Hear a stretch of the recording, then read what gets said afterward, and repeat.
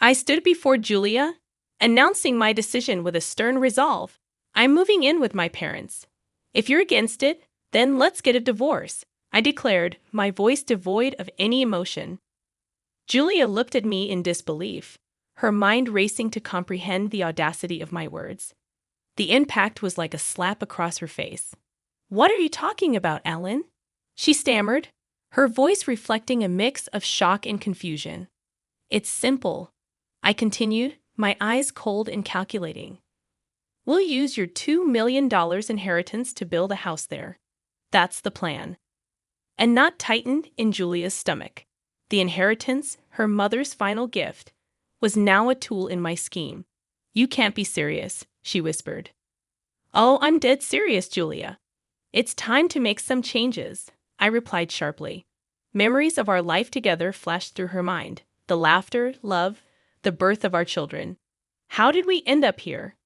At 38, a mother of two, she had thought she was living a normal life with a man she once loved. But now I stood before her, a stranger. You have no right to decide how my inheritance is used, she protested, her voice trembling with a mixture of rage and disbelief. As your husband, I think I do. It's either my way or the highway, Julia. Decide, I declared, my tone leaving no room for negotiation. She stared at me, trying to find a trace of the man she married, but all she saw was a greedy stranger eyeing her inheritance like a vulture. Realization hit her standing in the shadow of the man she no longer recognized. Her marriage was a lie. Fine, she said, her voice steady despite the chaos in her heart. If that's how you want it, we're done. But don't expect to touch a dime of my money. My smirk vanished, replaced by shock. I hadn't expected this. I turned on my heel and left, slamming the door behind me. Alone, Julia stood there, her heart pounding. The battle lines were drawn. It was no longer just about money. It was about her dignity, her freedom. The next morning, the house felt eerily silent as Julia prepared breakfast. The previous night's confrontation replayed in her mind, fueling her anger. How could I be so callous?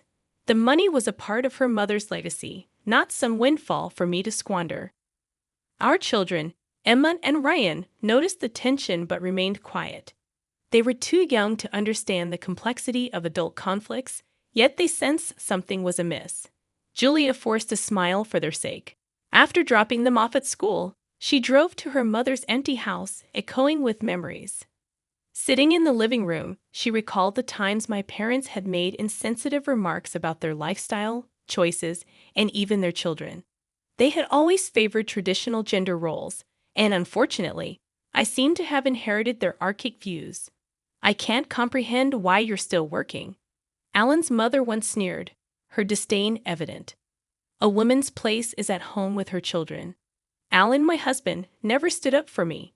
He consistently brushed off his parents' derogatory comments, urging me to ignore them. However, their words were like needles, steadily pricking away at my self-esteem. Now, with my mother gone and my marriage falling apart, I felt a surge of resentment towards Alan. He had never truly been my partner, leaving me to fend for myself against his parents' criticisms and never once taking my side. I vividly remembered when I was pregnant with Emma, and Alan's parents openly expressed their hope for a grandson. When Emma was born, their disappointment was palpable. Next time, make sure it's a boy, they had said, barely concealing their dissatisfaction. Witnessing my daughter subjected to such blatant favoritism was painful. Now, Alan wanted to use my inheritance to move closer to them, to immerse ourselves in their toxic environment. The thought made my blood boil. I couldn't and wouldn't let that happen. As I sat there, surrounded by the remnants of my mother's life, a plan began to form in my mind. I refused to be bullied into submission. I would fight back not just for myself, but for my children too. Alan had revealed his true colors, and it was time for him to face the consequences. The battle lines were drawn, and I was ready for war. Over the next few days, I gathered documents and prepared for the legal battle ahead. My lawyer, a sharp-witted woman named Miss Henderson, assured me that we had a strong case. Don't worry, Julia. We'll make sure that inheritance stays where it rightfully belongs, she said with a confident smile. One evening, as I sorted through my mother's belongings, I stumbled upon an old, dusty envelope tucked away in a drawer. Inside, I found a set of documents, stock certificates, and property deeds. My hands trembled as I realized the extent of my mother's secret savings, including the current value of the stocks and the property. It amounted to a staggering $2 million. I couldn't believe it. My mother, who had lived so modestly, had been sitting on a small fortune. She had always been prudent with money, but I never imagined she had accumulated so much. A note accompanied the documents, written in her neat handwriting. Julia, I saved this for a rainy day. I hope it gives you and the kids a better life. Use it wisely. Tears welled up in my eyes. My mother's foresight and love felt like a warm embrace even from beyond the grave. The next day, I decided to confront Alan. He needed to know that his plan to squander my inheritance was doomed to fail. I found him in the living room, lazily flipping through a magazine. Alan, we need to talk, I said, my voice steady. He looked up, a hint of annoyance in his eyes. What is it now, Julia? I discovered something of my mother's. I began, holding up the envelope. Turns out, she left me stocks and properties worth $2 million. Alan's eyes widened, a mix of shock and greed flashing across his face. $2 million? That's great news, he exclaimed, his reaction disgusting me. Don't get any ideas, Alan. This money is mine and the kids. You won't see a cent of it. His expression turned dark. You can't keep it all to yourself, Julia. We're married. What's yours is mine, he retorted. I felt a surge of anger. You've shown your true colors, Alan. You don't care about me or the kids. All you see is dollar signs. Alan stood up, his face red with anger.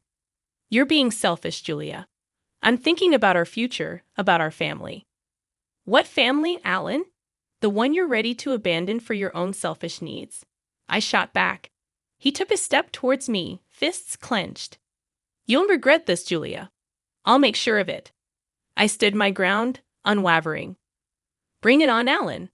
I'm not afraid of you anymore. He stormed out of the room, leaving me alone with my thoughts. I knew this was just the beginning of a long and bitter battle, but I was ready for my children, for my mother's legacy, and for myself. The following week was a whirlwind of legal consultations and tense silences at home. Alan's attitude had shifted from shock to a cold, calculated aggression. He was like a caged animal, desperate and dangerous. One evening, as the kids were asleep, Alan cornered me in the kitchen. His eyes were wild, his posture aggressive. You think you're clever, Julia. Hiding that money from me, he accused. I leaned against the counter, my heart pounding but my voice steady. It's not about being clever, Alan. It's about what's right. That money is for me and the kids, not for your deluded fantasies. He slammed his fist on the countertop, making me jump. I am your husband. I have rights to that money. You're just a... His words were like venom, but I cut him off. A what, Alan? A woman who won't bow down to your greed and bullying. His face contorted in anger. You'll regret this, Julia. I'll make sure you don't get a dime of that money. I could feel the danger in his words, but I refused to show fear. Is that a threat, Alan? He leaned in, his breath foul. It's a promise. I pushed past him, my body shaking with adrenaline. We'll see about that. The court will decide. As I walked away, his voice followed me, filled with malice. You're going to be left with nothing, Julia. Nothing. The next day, I received a call from my lawyer. Julia, Alan has filed for divorce. He's claiming half of your inheritance. I took a deep breath, feeling a mixture of fear and determination. Let him try. I'll fight him every step of the way. Miss Henderson's voice was firm. We have a strong case, Julia. Don't worry. We'll make sure justice is served. That night, as I lay in bed, I thought about my children sleeping peacefully in their rooms. I dedicated myself to this battle for my children, for their future. Alan had transformed into a stranger, a man driven by greed and malice. Yet I was no longer the woman he believed he could control and intimidate. As I closed my eyes, I pictured the courtroom, the judge, and the final verdict. I envisioned myself standing tall, fighting vigorously, not just for the money, but for my dignity, my children's future, and the quiet strength my mother had always exemplified. This was my battle, and I was prepared for it. The ensuing legal battle was arduous. Alan's strategy was transparent, to portray me as an uncooperative wife, hoarding the family's resources. However, his arguments were feeble, more rooted in desperation than in law. One afternoon, we faced each other in mediation, a final attempt to settle before the court hearing. Alan sat across from me, his lawyer by his side, his gaze cold, and his demeanor smug. "Let's be reasonable, Julia," his lawyer began. "Alan is entitled to a portion of this inheritance. It's only fair." I glanced at Miss Henderson, my resolve unyielding. "Fair. Alan has made no contribution to this inheritance. It is solely from my late mother, intended for me and my children." Alan leaned forward, his voice scornful. "Come on, Julia. You're just being spiteful. Don't you think the kids would want their father to have a share?" I felt a surge of anger. "This isn't about spite, Alan. It's about justice. You've never cared about what the kids want. This is about your greed." His lawyer tried to interject, but Alan signaled him to stop. "You think you can just take everything, don't you, Julia? Play the grieving daughter and the victimized wife." I met his gaze squarely. "This isn't a game, Alan. You're the one trying to take what isn't yours." The mediator, a middle-aged woman with a stern face, interjected. "Let's try to remain civil. This is about finding a resolution." Alan cut her off, his voice rising. "A resolution? She's the one being unreasonable." I could feel the tension in the room, thick and suffocating. I spoke calmly yet firmly. "I am being perfectly reasonable. I'm protecting what my mother left for her grandchildren. Alan's claims are baseless." The mediator called for a break, sensing the futility of the discussion. As we stood up, Alan leaned in close, his breath hot on my ear. "You'll pay for this, Julia. I'll make sure of it." I walked out of the room, my heart racing but my spirit unbroken. Alan's threats were hollow, his case weak. I knew the law was on my side, and I was determined to see this through to the end. In the following weeks, I immersed myself in legal documents, met with Miss Henderson, and prepared for the court hearing. The kids stayed with my sister, shielded from the worst of the storm. I missed them terribly, but I knew this fight was for their future as much as it was for mine. The day of the hearing arrived. Standing in the courtroom, I braced myself to confront Alan and whatever deceptive narrative he planned to weave. This was the moment of truth, and I was prepared to fight with every ounce of strength within me. The courtroom felt like a battleground where words were the weapons, and Alan's lawyer crafted a tale of a wronged husband, deprived of his rightful share. Yet, under Miss Henderson's skilled questioning, his arguments crumbled like a fragile house of cards. During a recess, Alan cornered me in the hallway, his face twisted in fury. "You're ruining everything, Julia? You think you're going to walk away with all that money?" I stood my ground despite the fear gnawing at me. "It's not your money, Alan. It never was." He stepped closer, his voice a venomous whisper. "I'll drag this out as long as it takes. I'll bleed you dry in legal fees." Meeting his gaze, my voice remained unwavering. "Do what you must. I won't let you bully me into submission." As we returned to the courtroom, a strange sense of empowerment washed over me. Alan's threats were hollow, his bravado a mask for desperation. The final verdict was a vindication. The judge ruled in my favor, acknowledging the inheritance as my sole property. Alan's face, as the judgment was delivered, reflected defeat. However, the victory was bittersweet. I had won the legal battle, but at the cost of my marriage, the family I had known shattered. In the weeks that followed, Alan's life unraveled. His reputation, built on lies and intimidation, crumbled. The community saw him for the greedy man who had attempted to take advantage of his wife's inheritance. Rumors reached me about his struggles: lost job, lost friends, lost standing in the community. It was a steep fall from grace, and I couldn't help but feel a sense of poetic justice. One evening, a mutual acquaintance called. "Julia, have you heard about Alan?" I hesitated. "No, what about him?" "He's moving out of town, lost his job, his house. He's pretty much broke." I felt a pang of not quite satisfaction, but something close. Alan had reaped what he had sown. He had tried to destroy me. But in the end, he had destroyed himself. I hung up the phone and looked at the picture of my children on the mantel. This fight had been for them, for their future and security. As I tucked them into bed that night, I felt a sense of peace. The battle was over, and we had emerged stronger. We were free from Alan's shadow, ready to start a new chapter. Our lives would be different, but we would be okay. We were together, and that was all that mattered. In the months following the court ruling, life settled into a new rhythm.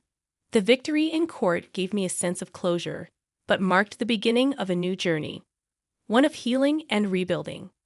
I decided to sell the house, the scene of so many bitter memories. Each item I packed was a step away from my past with Alan. I was determined to create a better future for Emma and Ryan. While going through some old boxes in the attic one day, I found a picture of Alan and me in happier times. For a moment, I allowed myself to grieve for the life I thought I had, the love I thought was real. But as I looked at his smiling face in the photo, I realized that the man I had married no longer existed. He had shown his true colors, and they were dark and ugly. I tossed the photo into the trash bin, a symbolic gesture of letting go. Moving to a new town brought a fresh start. I found a cozy home in a friendly neighborhood, and the kids enrolled in a new school, soon making friends. I focused more on my writing, finding solace in the worlds I created with my words. One evening, as I was tucking Emma into bed, she looked up at me with her big, innocent eyes. "Mom, do you miss Dad?" The question caught me off guard. "Sometimes I miss who I thought your dad was, but we're better off now. We're a strong team, just the three of us." She nodded, a wise look in her young eyes. "I like it here, Mom. I like our new home." Her words filled me with warmth. We had indeed come a long way. As I lay in bed that night, I reflected on Alan's downfall. His greed and malice had backfired, leaving him with nothing. While I harbored no joy in his misfortunes, there was a sense of justice in how things had turned out. The kids and I had a long road ahead, but we were on the path to healing. The inheritance, now securely invested, would provide for their education and our future. I closed my eyes, thinking of my mother. Her strength and foresight had saved us. In her wisdom, she had given me the means to protect myself and my children. As I drifted off to sleep, I felt a sense of peace. The storm had passed, and in its wake, it had left clarity and hope. We had weathered the worst, and now a new day was dawning.